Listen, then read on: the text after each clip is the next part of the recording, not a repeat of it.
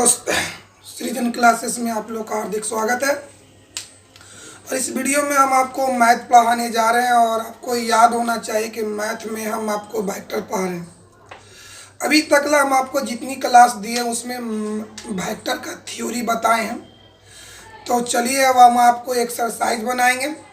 और एक बात है कि यहाँ पर टाइम कम मिलता है तो हम आपको केसी सीना का तो प्रॉब्लम नहीं बना सकते हैं। तो टाइम को देखते हुए हम आपका एनसीईआरटी का सारा प्रॉब्लम बनाएंगे। उसके बाद जितनी ऑब्जेक्टिव आएगा इस चैप्टर में यानी वेक्टर में 100-120 ऑब्जेक्टिव लास्ट में बनाएंगे। तो आइए हम आप लोग को एक्सरसाइज शुरू करते हैं। देखिए बाबू, पहले पिछले बात को याद कर लिया जाए। वेक्टर थोड़ा सा शॉर्ट में याद किया जाए। विस्थापन,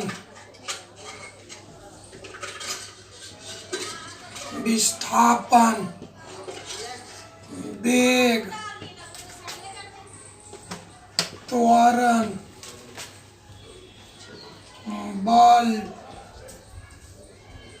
संवेग, आवेग, ये सभी वेक्टर के अंतर्गत आता है। आगे देखिए दूसरा पॉइंट, दूरी, चाल, समय, विभव, कार्य, ऊर्जा, शक्ति, आवेश यह स्केलर के अंतर्गत आता है, मतलब अदिश। तीसरी पॉइंट देखिए, डायरेक्शन को याद कर लिया जाए। डायरेक्शन, इधर है पश्चिम, इधर है पूरब, ऊपर है उत्तर, नीचे है दक्षिण। और दो सेंटेंस और याद करें कि यदि राशि को स्टडी करने से अगर कोई डायरेक्शन महसूस हो तो उसको वेक्टर के अंतर्गत रखा जाता है। और यदि स्टडी करने से कोई डायरेक्शन महसूस नहीं होता है तो उसको स्केलर मतलब अदिश के अंतर्गत रखता है। एक बार और रिपीटेशन करें। विस्थापन हो या वेग हो या त्वरण हो या बल हो या संवेग हो या आवेग हो, ये सभी वेक्टर के अंतर्गत आता है। दूरी हो, चाल हो, समय हो, विभव हो, कार्य हो, ऊर्जा हो, शक्ति हो, आवेश हो, ये सभी स्केलर के अंतर्गत आता है। तो मैप में मानचित्र में अपना डायरेक्शन याद कर ले। इधर पश्चिम है, इधर पूरब है, ऊपर उत्तर है, दक्षिण है। दो सेंटेंस और याद किया जाए कि अगर स्टडी करने से कोई डायरेक्शन का बोध हो तो उसे वेक्टर के अंतर्गत रखा जाता है। अगर स्टडी करने से कोई डायरेक्शन का बोध नहीं होता है तो उसे स्केलर के अंतर्गत रखा जाता है। तो आइए हम लोग अब बुक स्टार्ट करते हैं। बुक है एनसीईआरटी का। तो पहला चैप्टर आपका होगा एक्सरसाइज 10.1। 10.1 मिटाते हैं मेरे बाबू।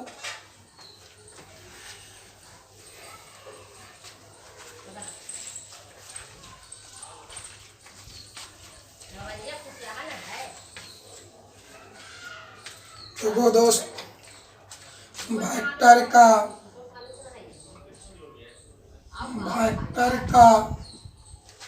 Exercise number 10.1। चलिए आइए 10.1 देखा जाए। हमारे पास बुक भी है।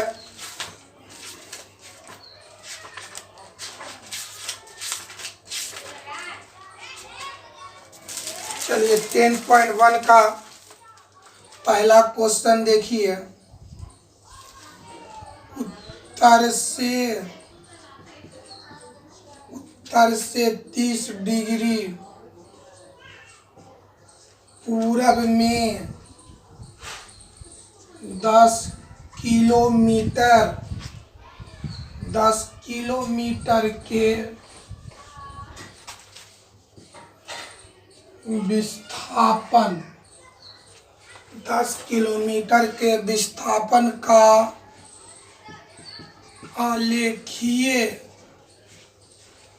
आलेखीय निरूपण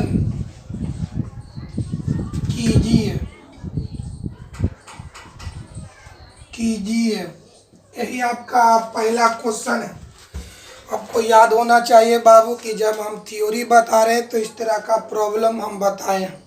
तो आइए फिर इसको हम बनाते हैं। क्या है क्वेश्चन को एक बार बढ़िया से देखिए। उत्तर से 30 डिग्री पूरब में 40 किलोमीटर के विस्थापन का आलेखीय निरूपण करने। आइए सॉल्व करते हैं। सॉल्व। पहले मानचित्र पर मैप पर डायरेक्शन को दर्शाइए।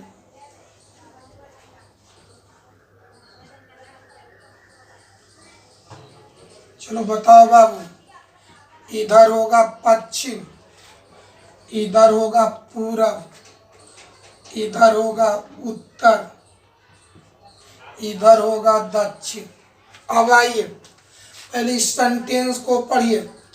उत्तर से, उत्तर ए है, पूरब, पूरब ए है, यानी जो हमको उत्तर से पूरब में, ये पढ़े यहाँ पर, उत्तर से पूरब में हमको ढाल बनाना है। कितना डिग्री का? 30 डिग्री का। चलिए आइए, उत्तर, उत्तर ए है, पूरब ए है, इसी के बीच में ढाल बजेगा। वो ढाल कितना डिग्री का होना चाहिए? 30 डिग्री का। चलो ऐसे खींच दीजिए। चलिए ये आपका स्लोप हुआ। अभी स्लोप का डायरेक्शन देखना कि किधर से किधर। तो आइए, उत्तर है, उत्तर ऐसे रख दिए। जाना किधर? पूरब। उत्तर पूरब इधर, ऐसे घुमाएंगे, यानी ऐसे। डायरेक्शन इधर से इधर होना चाहिए, यानी इसको ऐसे ऐसे दिखा देंगे। समझ में आया बाबू? अब चलिए, उत्तर पूरब के बीच ढाल कितना डिग्री का है? 30 डिग्री का। तो 30 डिग्री के ढाल पर यही दिखाना है। इस रेखा पर हमको दिखाना कितना किलोमीटर का विस्थापन? 40 किलोमीटर का विस्थापन। तो बगल में आप मान लेंगे कि एक स्केल बराबर 10 किलोमीटर या एक स्केल बराबर 5 किलोमीटर, माने इच्छा अनुसार कुछ भी मान सकते हैं। तो बगल में लिख देंगे एक स्केल बराबर 10 किलोमीटर माना। चलिए, एक स्केल बराबर 10 किलोमीटर, तो के किलोमीटर है? 40 किलोमीटर। तो 10 किलोमीटर में एक स्केल, इसलिए 40 किलोमीटर में 4 स्केल होगा बाबू। 10 किलोमीटर बराबर एक स्केल, तो 40 किलोमीटर बराबर 4 स्केल। तो इच्छा अनुसार ऐसे रख देंगे और इसको जितना मन उतना 4 में से कर देंगे। 1 2 3 4, ऐसा इसको अब आगे बढ़ा दीजिए। चलिए, यही तुम्हारा जो है 40 किलोमीटर का विस्थापन होगा। विस्थापन, ये आपका क्वेश्चन बन करके तैयार हो गया। हम आपको थ्योरी में भी इस तरह का हम आपको समझाए थे, तो समझ में आ गया। अब आइए अगले क्वेश्चन पर गौर करते हैं बाबू। अगले क्वेश्चन पर गौर करते हैं। इसको मिटाते हैं मेरे भाई।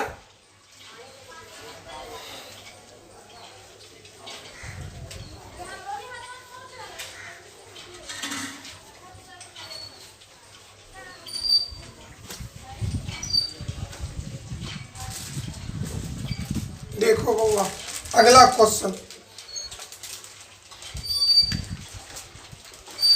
दूसरा क्वेश्चन ये है कि निम्नलिखित मापों को अदिश एवं सदिश के रूप में श्रेणीबद्ध कीजिए। कहता निम्नलिखित जो मापों को सदिश और अदिश के रूप में श्रेणीबद्ध करें, मतलब कौन सी माप सदिश है और कौन सी माप अदिश है। सदिश का मतलब वेक्टर और अदिश का मतलब स्केलर। माने इसमें यहाँ पर आपको बताना कि कौन सदिश है और कौन अदिश है। आइए देखते हैं दूसरा का। चलिए आइए पहला इसको बता लगा 10 केजी। बताइए केजी कहने से द्रव्यमान का बोध होता है। तो बोली तो 10 केजी द्रव्यमान कहने से कोई डायरेक्शन का तो बोध नहीं हो रहा है। 10 केजी द्रव्यमान ऐसा कहने से कोई डायरेक्शन का बोध हो रहा है नहीं। तो अगर डायरेक्शन का बोध नहीं हो तो उसको किसके अंतर्गत रखेंगे? स्केलर के अंतर्गत। मतलब अदिश, यानी 10 केजी कहने से कोची का बोध हो रहा? स्केलर का। मतलब क्या हिंदी हुआ? अदिश का। अब आगे और देखिए, पहले सब उतार लेते हैं। 2 मीटर, 2 मीटर उत्तर पश्चिम, उत्तर पश्चिम 40 डिग्री, 40 वाट, 10 के पावर -19 कूलम। पचमा छठा 20 मीटर प्रति सेकंड स्क्वायर। चलिए आइए, पहला तो जान गया कि अदिश है। अब आइए दूसरा समझो मेरे बाबू कि दूसरा क्या है। 2 मीटर मतलब कि हमको 2 मीटर चलना है। किधर चलना है?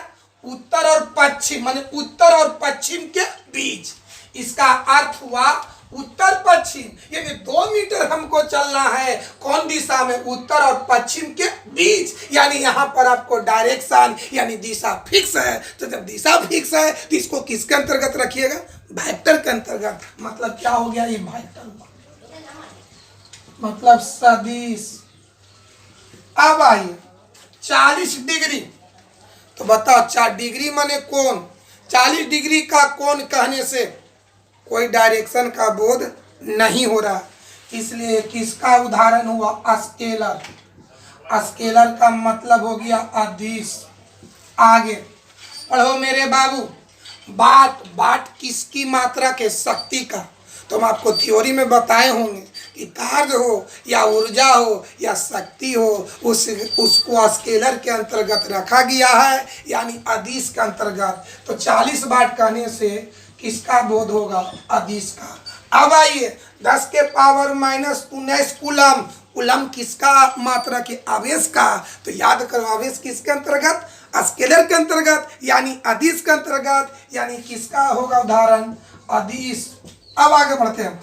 यहाँ पढ़ना मीटर प्रति सेकंड स्क्वायर। तो याद करो मीटर प्रति सेकंड स्क्वायर किसका मात्रा के? त्वरण का।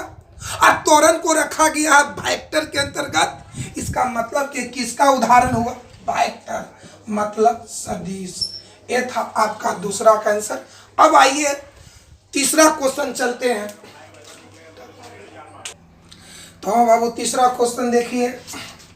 तीसरा क्वेश्चन को देखा जाए, देखिए क्या? निम्नलिखित को अदिश एवं सदिश राशियों के रूप में श्रेणीबद्ध कीजिए। मतलब कि कौन सी राशि सदिश है और कौन सी राशि अदिश है। चलिए आइए, तो हम आपको बताए हुए जिस राशि को अध्ययन करने से कोई दिशा का बोध हो तो उसे सदिश कहा जाता है, और जिस राशि को अध्ययन करने से कोई दिशा का बोध नहीं होता है तो उसको अदिश कहा जाता। आइए पहले पढ़ते हैं समय कालांतर। समय कालांतर का मतलब होता है समय का अंतर। जैसे हम आपको बोले 4 घंटा के अंतर पर, 20 घंटा के अंतर पर, 30 घंटा के अंतराल में, 25 घंटा के अंतराल में, ऐसा बात कहने से क्या कोई आपको डायरेक्शन पता लग रहा है? न पश्चिम का आभास हो रहा है, न पूरब का आभास हो रहा है। मतलब यहाँ पर कोई डायरेक्शन फिक्स नहीं है, इसलिए इसको रखा गया है स्केलर में, मतलब अदिश में। आगे बढ़ते हैं। दूरी आज लिखे या थ्योरी में बताए हैं कि दूरी हो या चाल हो या कार्य हो या शक्ति हो, उसको स्केलर के अंतर्गत रखा गया, मतलब अदिश। तो दूरी क्या है? अदिश। आगे बढ़े। बल, बल विस्थापन हो या वेग हो या त्वरण हो या बल हो, उसको रखा गया वेक्टर, मतलब सदिश। चलिए वेग, वेग को भी सदिश के अंतर्गत रखा गया, सदिश। कार्य याद करके आओ, दूरी हो, चाल हो, कार्य हो, ऊर्जा हो, शक्ति हो, उसको किसके अंतर्गत? अदिश के अंतर्गत, माने स्केलर। ये था आपका आंसर हो गया तीसरा का। अब आइए चौथा क्वेश्चन को देखा जाए। चलते चौथा।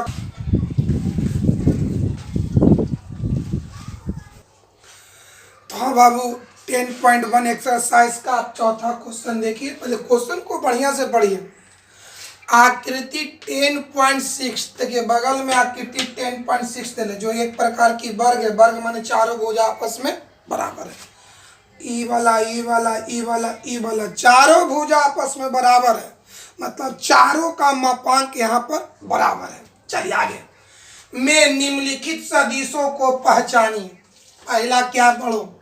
सह आदिम सदिश। बताओ सह आदिम सदिश किसको कहते हैं? उन वेक्टर्स को, उन सदिशों को सह आदिम सदिश कहा जाता है जो एक ही बिंदु से स्टार्ट होता है, एक ही बिंदु से शुरू होता है। आइए फिगर पे देखिए। ये वेक्टर ए है, देखिए वेक्टर ए लेफ्ट से राइट जा रहा है, माने स्टार्टिंग पॉइंट ई है। ये वेक्टर डी है, ऊपर से नीचे आ रहा है, माने डी का भी स्टार्टिंग पॉइंट। वेक्टर ए भी यहाँ से स्टार्ट हो रहा है, वेक्टर डी भी यहाँ से स्टार्ट हो रहा है, कि दोनों का स्टार्टिंग पॉइंट एक ही है, यानी वेक्टर ए और वेक्टर डी सादिम सदिश का उदाहरण है। अब इधर देखिए, तुलना कीजिए बी और सी में, तो बी तो यहाँ से स्टार्ट हो रहा है और वेक्टर सी यहाँ से स्टार्ट हो रहा है। बी वाला यहाँ से, सी वाला यहाँ से, इसका स्टार्टिंग पॉइंट एक ही नहीं है। तो चारों तरफ से अगर इसको बढ़िया से देखिएगा तो दो वेक्टर ए और वेक्टर डी का स्टार्टिंग पॉइंट एक ही है, इसलिए वेक्टर ए और वेक्टर डी सआदिम सदिश का उदाहरण है। पहला कैसे?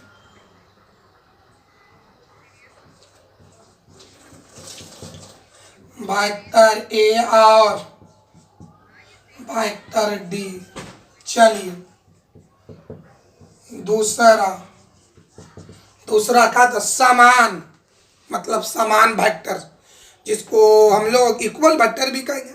तो उन वेक्टर्स को इक्वल वेक्टर्स कहा जाता है, उन सदिशों को समान सदिश कहा जाता है, जिसकी मापांक बराबर हो और दिशा भी एक ही हो। तो चलिए, ऐसे तो फिगर से वेक्टर ए हो, वेक्टर बी हो, वेक्टर सी हो, वेक्टर डी हो, सबका मापांक बराबर है। ये चारों का मापांक बराबर है, लेकिन उसको हम समान कहेंगे जिसका दिशा एक ही हो। तो आइए देखा जाए, वेक्टर बी और वेक्टर डी, ये भी नीचे से इधर आ रहा है, ऊपर से नीचे, ये भी ऊपर से नीचे। बी और डी का डायरेक्शन एक ही है, इसलिए वेक्टर बी और वेक्टर डी समान सदिश का उदाहरण हो सकता है। अब इसको फिगर से दोनों को तो मापांक बराबर है, लेकिन अब देखिए कि डायरेक्शन एक ही है कि नहीं।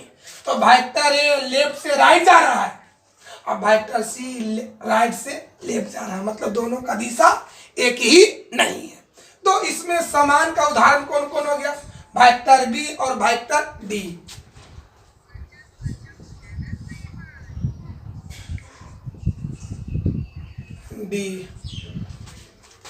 Vector B and vector D.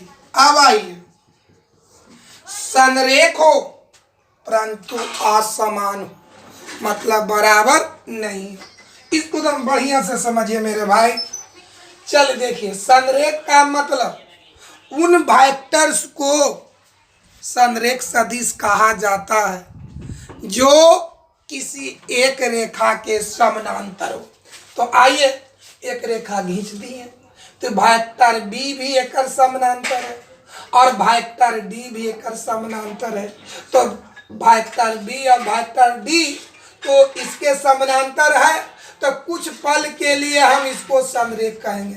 लेकिन यह कहता कि संरेख हो परंतु असमान हो, मतलब बराबर नहीं हो। तब बताइए बाबू कि वेक्टर बी और वेक्टर डी तो संरेख है, लेकिन वो भी नीचे से आ रहा, ऊपर से नीचे आ रहा है, और ये भी ऊपर से नीचे आ रहा है, माने दोनों का चिन्ह पॉजिटिव है लेकिन इस समान है, माने संरेख है। फिर बात समझो, वेक्टर बी और वेक्टर डी इस रेखा के समानांतर है तो हम इसको संरेख कहेंगे, लेकिन ये देखिए कि असमान है कि नहीं है।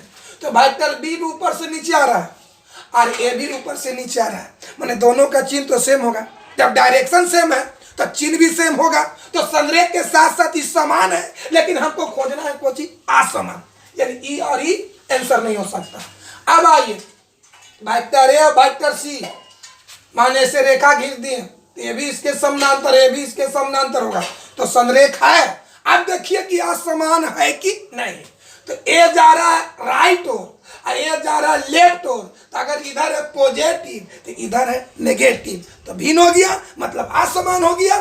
पर बात समझो, अगर क्वेश्चन कहते संरेख और समान, संरेख और समान, समान माने उसका चिन्ह सेम होना चाहिए, संरेख और समान, तो आंसर देंगे वेक्टर बी और वेक्टर डी। अगर बोल दे संरेख और असमान तो वेक्टर ए और वेक्टर सी, तो यहाँ संरेख परंतु असमान है, तो आंसर होना चाहिए वेक्टर ए और वेक्टर सी। चलिए देखिए दूसरा का आंसर देखें, वेक्टर ए और वेक्टर सी, ये आपका चौथा का आंसर हुआ। अब आई इस चैप्टर का लास्ट प्रॉब्लम देखिए, देखिए बाबू समझ लीजिए बढ़िया से, उतार निकालते हैं। हाँ बाबू, तो इस एक्सरसाइज का लास्ट क्वेश्चन देखिए, 5वां क्वेश्चन पढ़ते हैं। देखिए, निम्नलिखित का उत्तर सत्य अथवा असत्य के रूप में दीजिए, माने कौन सत्य है और कौन असत्य है। आइए पहला क्वेश्चन पर विचार करते हैं। वेक्टर ए तथा माइनस वेक्टर ए संरेख होता है, तो बताइए संरेख होने का क्या कंडीशन है। पहला कंडीशन है कि दिए गए वेक्टर किसी एक रेखा के समानांतर हो। दूसरा कंडीशन कि एक वेक्टर अगर दूसरे वेक्टर का गुणक हो तब उसे संरेख माना जाता है, चाहे गुणक 1 का हो या 2 का हो या 3 का हो या 4 का हो या -1 का हो या -2 का हो। तो आइए जांच करते हैं हम पहले बात। पहला क्या बताओ मेरे भाई, वेक्टर ए और माइनस वेक्टर है, इसको देखिए बढ़िया से, वेक्टर ए इसको लिख सकते हैं -1 गुने वेक्टर ए। चलो बाबू क्या देख रहे हैं कि ये जो वेक्टर, सुनो बाबू लड़का, वेक्टर ए आई कितना वो माइनस वेक्टर है, इसका मतलब क्या हो गया कि माइनस वेक्टर है। सुनो बढ़िया से लड़का कि वेक्टर ए, बताओ सुनिए बड़े से, ये वेक्टर ए है, ये माइनस वेक्टर है, क्या हम इसको लिख सकते हैं कि -1 गुने वेक्टर है। इसका मतलब क्या हो गया कि माइनस वेक्टर ए का कितना गुणक है, -1 गुणक है। हम आपको क्या बताएं कि एक वेक्टर दूसरे वेक्टर का अगर गुणक हो तो उसको संरेख समझा जाता है। तो बताइए मेरे भाई कि माइनस वेक्टर ए इसका कितना गुणक है, -1 गुणक है, गुणक है ना, इसलिए बताओ कैसा सदिश है, संरेख सदिश है। एक बार और समझा जाए, एक वेक्टर अगर दूसरे वेक्टर का गुणक हो तो उसे संरेख माना जाता है। तो बताओ पहला कौन है, वेक्टर है, यही कितना माइनस वेक्टर है, क्या हम इसको लिख सकते हैं इस तरह से, यानी ए वेक्टर का कितना गुणक है, -1 गुणक है। इसका मतलब है दोनों क्या होगा, संरेख होगा। तो बताओ बाबू इकारा क्वेश्चन में कि वेक्टर ए तथा माइनस वेक्टर ए संरेख है, ये बात सही है कि गलत है, तो सही है, माने सत्य होगा। अब आगे दूसरा देखिए क्या कहता है, दो संरेख सदिशों का परिमाण, कहता है कोची कि दो संरेख सदिशों का परिमाण सदैव समान होता है, सदैव माने हमेशा, कहता है कोची कि अगर दो वेक्टर संरेख है, कॉलिनियर है, तो क्या उसका परिमाण हमेशा समान होता है, इक्वल होता है? इसको जांच करके आप बताइए कि सत है कि असत है। एक एग्जाम्पल दे रहे हैं। संरेख कब समझेंगे? जब किसी एक रेखा के क्या हो, एक रेखा के समानांतर हो। आइए हम लेते हैं, देखो ये कोई रेखा है,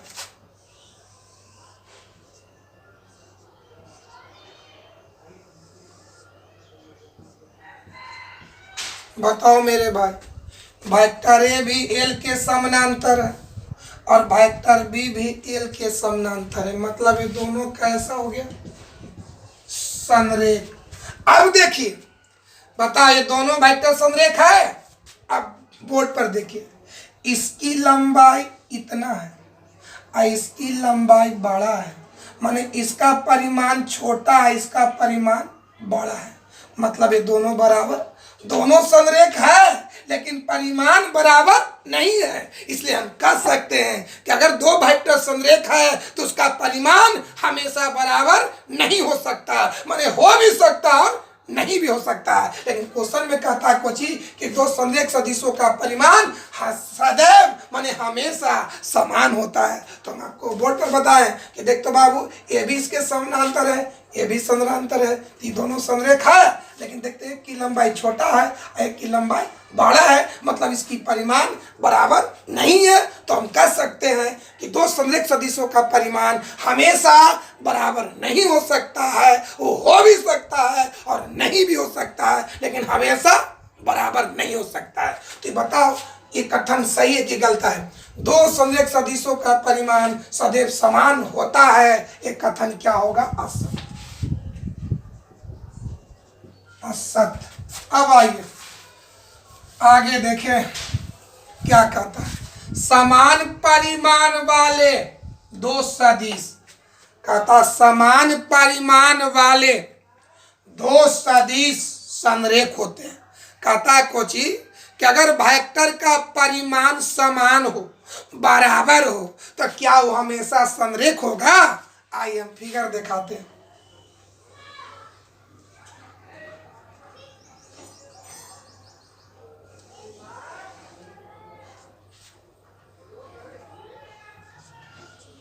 देखिए, चलिए देखिए, तो दो ये वेक्टर ए है, ये वेक्टर बी है, ये दोनों की लंबाई लगभग बराबर है, मतलब दोनों वेक्टर का परिमाण बराबर है।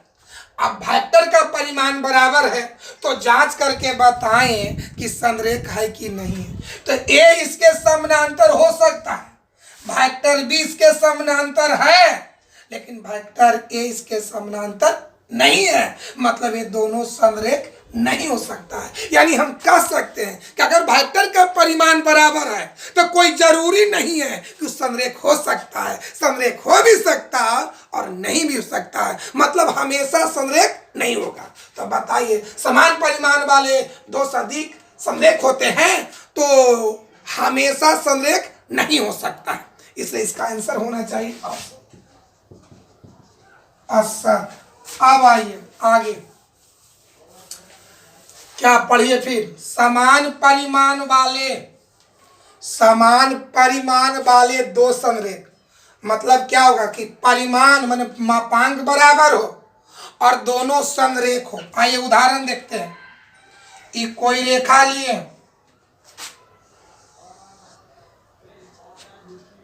वेक्टर ए,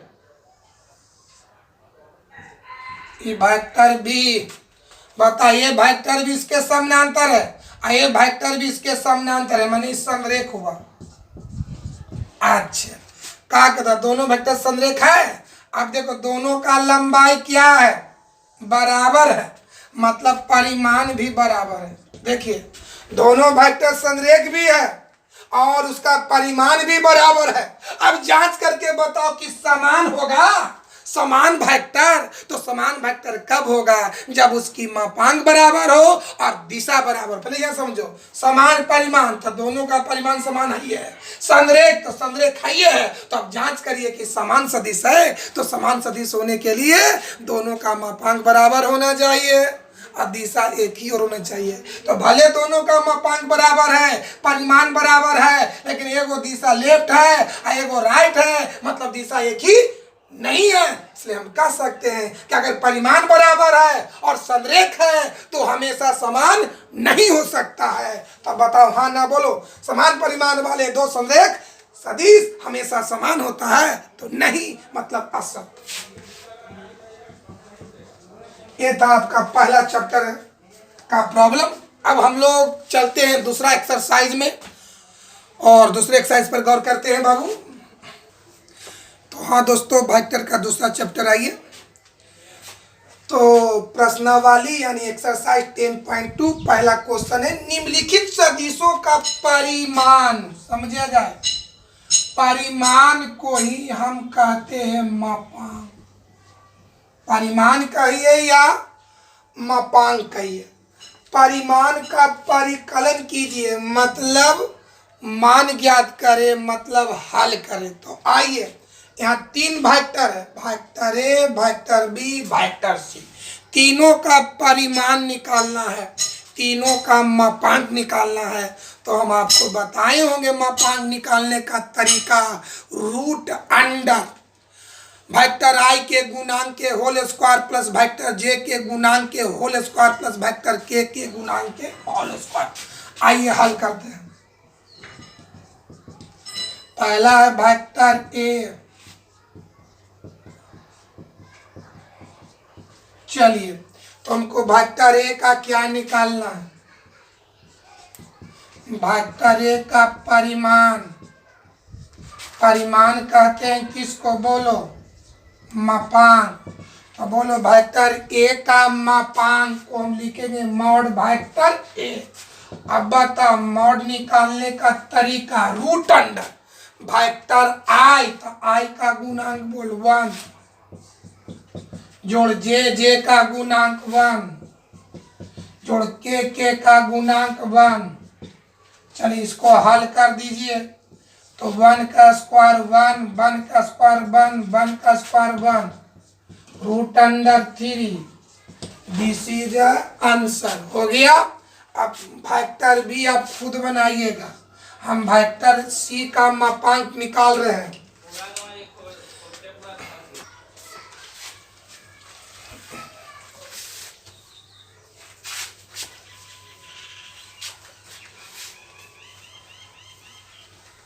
तो देखो बाबू, वेक्टर बी का निकाल लीजिएगा।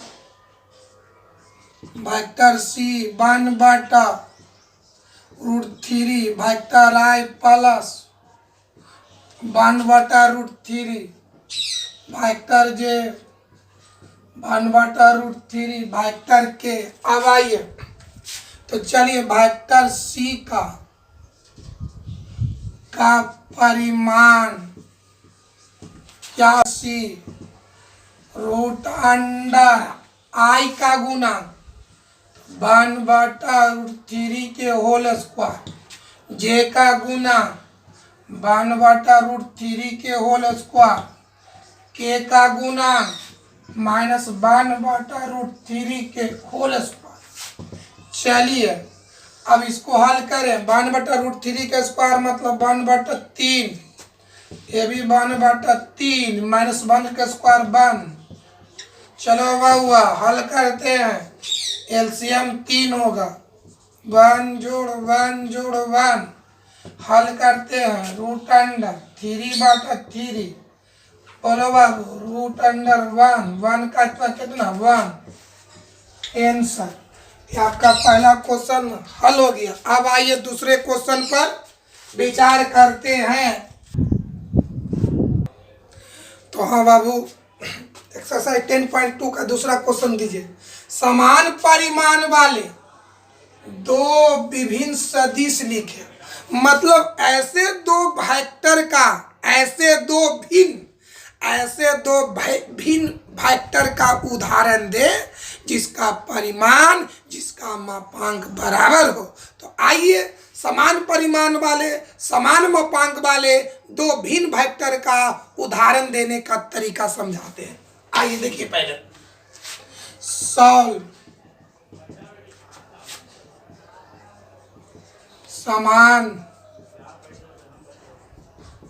समान परिमाण वाले दो भिन्न कहो या विभिन्न कहो, दो भिन्न वेक्टर। चलिए समान परिमाण वाले दो भिन्न वेक्टर का उदाहरण, नहीं बाबू, समान परिमाण वाले दो भिन्न वेक्टर का उदाहरण देने का तरीका देखिए। चलिए पहला उदाहरण लेते हैं, समझो बढ़िया से। मैंने ऐसे दो भिन्न वेक्टर का उदाहरण देना है जिसका परिमाण क्या हो, समान हो। तो आइए उदाहरण देने का तरीका। चलिए पहले आई जे के में जैसे मन करता वो चलिए, जब फ्री है। पहला वेक्टर का उदाहरण देने में एकदम फ्री है, कुछ लिख दीजिए। 2 वेक्टर आई प्लस वेक्टर जे माइनस वेक्टर। ये पहला वेक्टर लेने के लिए एकदम फ्री है, जो बुझाए। आई के साथ जितना गुणांक रख दो, 2 रख दो, 3 रख दो, 4 रख दो। जे के साथ जितना गुणांक रख दो, बटा में रूट में जो रख दो। के का गुणांक जो भी रखना, मैंने आई जे के रूप में कुछ भी दे दो। आइए पहला वेक्टर का उदाहरण दे दिए। अब इसी के सहारे दूसरा वेक्टर। तो पहला वेक्टर का उदाहरण देने में फ्री है, लेकिन दूसरा वेक्टर फ्री नहीं है। अब चलिए इसी से दूसरा वेक्टर क्या देंगे। यहाँ गुणांक कितना 2 है, यहाँ गुणांक 1, यहाँ गुणांक -1। ये गुणांक को आपस में ट्रांसफर कर देंगे। आई वाला को जे के साथ, जे वाला को के साथ, मैंने इसको ट्रांसफर कर देना है। अन बाबू ऐसा करने से उसके परिमाण में उसके मापांक में भी नहीं होगा। तो आइए यहाँ 2 है तो 2 को कर देते यहाँ पर। आया बताओ आई का गुणांक 2 है तो 2 को कर देंगे जे के साथ, और जे का गुणांक 1 है तो 1 को कर देंगे इससे। चलिए आइए देखिए तो वेक्टर आई जो 2 वेक्टर जे माइनस, देखिए क्या कहता। ऐसा समान परिमाण वाले दो भिन्न वेक्टर का उदाहरण। तो पहला वेक्टर ही हुआ, दूसरा वेक्टर ही हुआ। अब चेक करके देख लो कि परिमाण बराबर है कि नहीं। तो बताओ पहला का परिमाण निकालते हैं। आई का गुणांक 2, जे का गुणांक, के का गुणांक, इसको हल करेंगे तो अब आइए इसका निकालिए। आई का गुणांक कितना है, जे का गुणांक, के का गुणांक, हल करेंगे। देखिए तो दोनों √6 है, यानी बाबू √6 है। कोई दिक्कत है बाबू? यानी अब आई और उदाहरण देते हैं। हमने क्या बोले बाबू कि ऐसे दो वेक्टर का उदाहरण दे जिसका परिमाण बराबर हो। तो पहला वेक्टर लेने के लिए अब फ्री है, और दूसरा वेक्टर का उदाहरण देने के लिए क्या करेंगे। आई जे के गुणांक जो है उसको आपस में ट्रांसफर कर देना है। चलिए आइए ये पहला उदाहरण देने का तरीका समझाएं। चलिए क्या उदाहरण, ऐसे दो भिन्न वेक्टर का उदाहरण दे जिसका परिमाण क्या हो बराबर। दूसरा उदाहरण देते हैं। आइए आई जे में पहला नंबर फ्री है क्या, 4 वेक्टर आई प्लस 5 वेक्टर जे माइनस 3 वेक्टर के। ये पहला वेक्टर लेने में फ्री है। अब हम दूसरा वेक्टर लेंगे तो यहाँ गुणांक 4 है, 5 है, -3 है।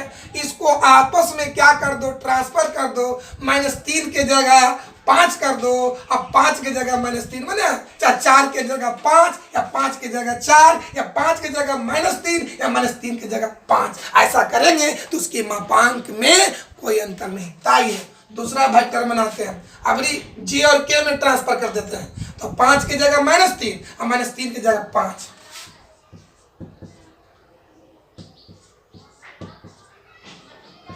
प्लस, चलिए और तरीका सिखाते हैं।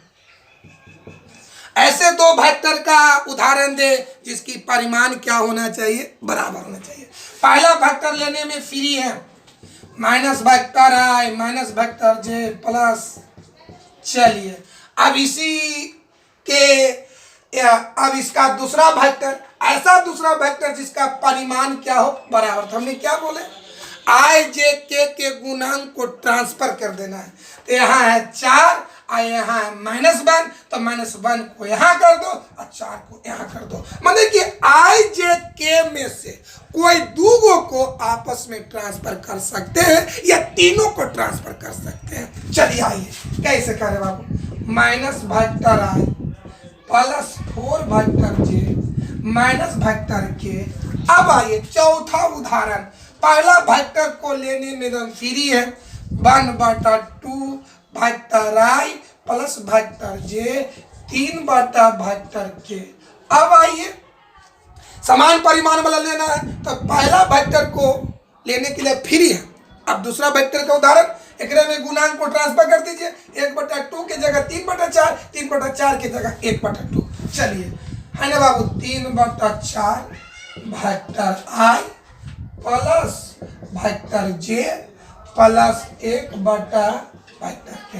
अब बताइए इस रीजन के आधार पर हम दो भिन्न वेक्टर को एगो, दूगो, तीनगो, चारगो, 5गो, 6गो, 7गो, 8गो, अब हजारों यानी अनंत उदाहरण बता सकते हैं। इस तरह से अनगिनत हल ले सकते हैं, अनगिनत उदाहरण बता सकते हैं।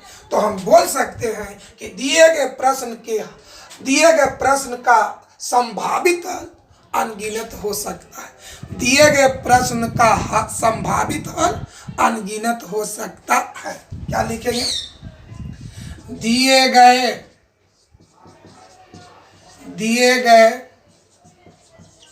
प्रश्न का संभावित हल अनगिनत होता है। This is A answer. इसको बढ़िया से देख लीजिए, फिर एक बार समझिए।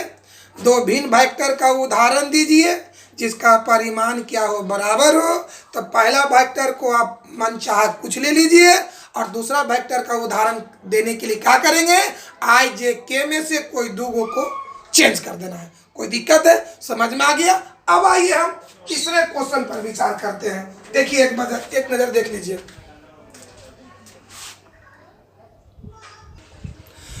हाँ बाबू, एक्सरसाइज का तीसरा क्वेश्चन देखिए। समान दिशा वाले दो विभिन्न सदिश लिखिए। माने ऐसे दो भिन्न वेक्टर का उदाहरण दें जिसका दिशा क्या हो समान। तो उदाहरण देने का तरीका समझिए। पहला वेक्टर उसी तरह से जैसे दूसरा बनाए, पहला वेक्टर का उदाहरण जैसे चाहते वैसे दे दीजिए। आई जे के होना चाहिए, आई के साथ जितना गुणांक दे, के साथ जितना गुणांक दे, जे के साथ, माने पहला वेक्टर अपने इच्छा अनुसार दे देना है।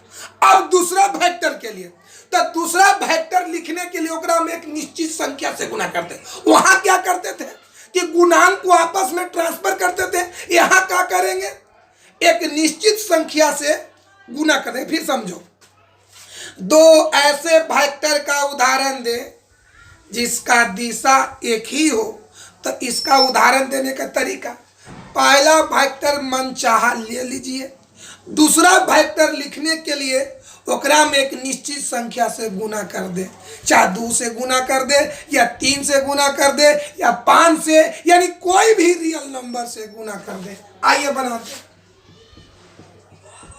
चलिए,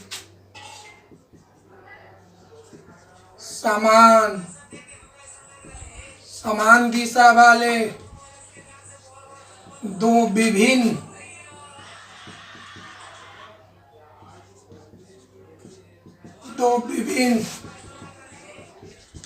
वेक्टर का एग्जाम्पल। चलिए उदाहरण, पहला वेक्टर आई जे के रूप में कुछ दे दीजिए। 4 वेक्टर आई वेक्टर जे प्लस 5 वेक्टर के। चलिए एक वेक्टर लिख दिए। अब दूसरा वेक्टर माने दूसरा ऐसा दे कि उसका दिशा क्या होना चाहिए, समान, तो बता दूसरा वेक्टर देने का तरीका बताएं। ओकरा में एक निश्चित संख्या से गुना कर देंगे, चाहे 4 से या 2 से या प्लस से गुना करो या माइनस से या बटा, माने कोई एगो संख्या से गुना कर दे। तो सपोज दैट इस सब में हम 2 से गुना करें, इस सब में 2 से गुना करेंगे, 2 से ऐसे लिखे ना, सब में 2 से गुना करें, 4 दूनी 2 इंटू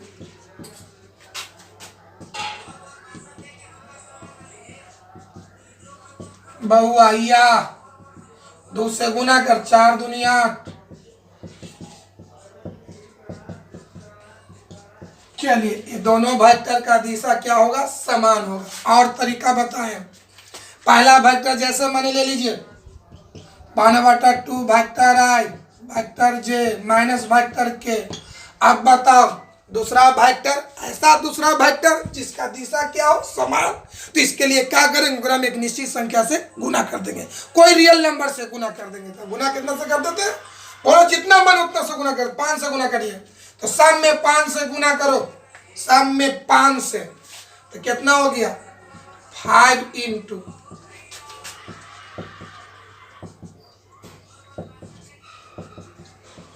चलिए इसको या 5/2 वेक्टर आई। अब आप ही बताइए कि इस तरह का उदाहरण तो हजारों लाखों अनंत में लिख सकते हैं। तो इसका आंसर क्या होगा कि दिए गए प्रश्न का संभावित हल अनगिनत होता है। चलिए इसका आंसर यही होगा, दिए गए प्रश्न का संभावित हल अनंत यानी अनगिनत होता है। ये आपका तीसरा क्वेश्चन हुआ। अब आइए आपको चौथे क्वेश्चन पर हम विचार करते हैं। चौथे क्वेश्चन देखिए। हाँ बाबू देखो, तो चौथा क्वेश्चन देखिए, कहता है x और y के मान ज्ञात कीजिए। ज्ञात कर जब a और a वेक्टर समान है, मतलब बराबर है। तो थ्योरी याद किया जाए कि समान सदिश में, समान वेक्टर में वेक्टर आई का गुणांक, वेक्टर जे का गुणांक और वेक्टर के का गुणांक बराबर होता है। आइए तो बनाते हैं इसको। चलो पहला वेक्टर है 2 वेक्टर आई प्लस 3 वेक्टर जे। अगला क्या है, x इंटू वेक्टर आई प्लस y इंटू वेक्टर जे। क्वेश्चन से समान है मतलब बराबर है। तो बताइए दोनों वेक्टर आपस में क्या है, बराबर है।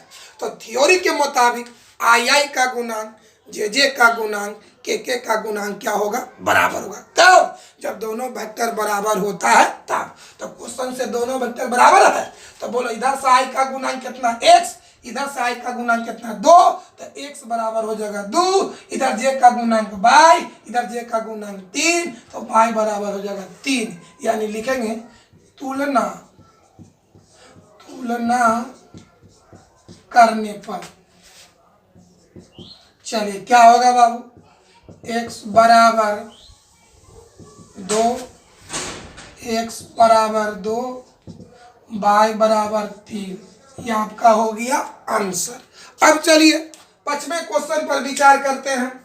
आज की क्लास का लास्ट क्वेश्चन देखिए और जो बचेगा फिर अगले क्लास में हम बना देंगे। चलिए आज के क्लास का लास्ट क्वेश्चन देखिए। हाँ बाबू, आज की क्लास का लास्ट क्वेश्चन देखा जाए। एक सदिश हल करते हैं। एक सदिश, चलिए एक सदिश बना लेते हैं। एक सदिश माने एक वेक्टर जिसका नाम रख दे ए बी।